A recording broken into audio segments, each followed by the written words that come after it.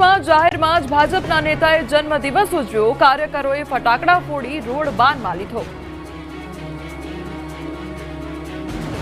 કે દુલ્હાની એન્ટ્રી થતી હોય તે રીતે બંને બાજુ ફૂટતા ફટાકડા અને ફાયર ગન સાથે સીન સપાટા મારતો આ કોઈ ગુંડો નથી. આ તો છે સુરતના વોર્ડ નંબર 24 નો ભાજપનો પ્રમુખ.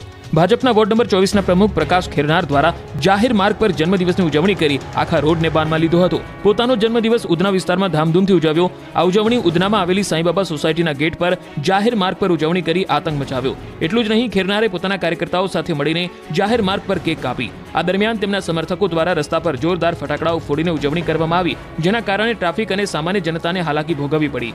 આ રીતે કાયદાનું પાલન કરવાનો આગ્રહ કરતી ભાજપ પાર્ટીના નેતાએ જાહેરમાં છડેચોક કાયદાની એસી તેસી કરી નાખી. ત્યારે સામાન્ય નાગરિકોને નિયમનું પાલન કરાવતી સુરત પોલીસ ભાજપના વોર્ડના પ્રમુખના કેસમાં શું વલણ અપનાવે છે તે જોવાનું રહ્યું. વડોદરાના શોરૂમમાંથી 10 લાખની સોનાની બંગડીની ચોરી. વડોદરા શહેરમાં આવેલા એક પ્રતિષ્ઠિત ગોલ્ડ જ્વેલરી શોરૂમમાં થોડા દિવસે ચોરી થઈ. ગ્રાહકના સ્વાંગમાં શોરૂમમાં પ્રવેશેલી બે મહિલાઓએ પોલીસ અને વેપારીઓને પણ ચકરાવે ચડાવ્યા.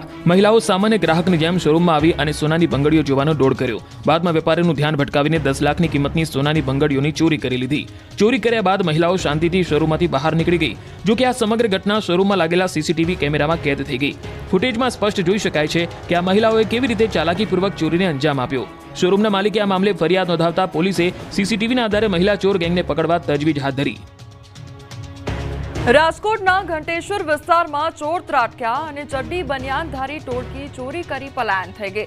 તો ગુલમહોર વૂડ્સ પ્રોજેક્ટમાં ચોરીની ઘટના માટે આજે ચોર છે તે ત્રાટક્યા હતા. આજે વહેલી સવારે 4:15 વાગે બનેલી ઘટનાના સીસીટીવી ફૂટેજ પણ સામે આવ્યા છે. ચોરી કરવા આવેલ ચડ્ડી બનિયાનધારી 6 શખ્સો સીસીટીવી કેમેરામાં કેદ થયા છે. તો ચોરી કરવા આવેલ ગેંગે તિજોરી તોડવાનો પ્રયત્ન કર્યો, પરંતુ તિજોરી ન તૂટી. સીસીટીવીના આધારે ક્રાઇમ બ્રાન્ચ અને ગાંધીગ્રામ પોલીસ દ્વારા વધુ તપાસ હાથ ધરવામાં આવી છે.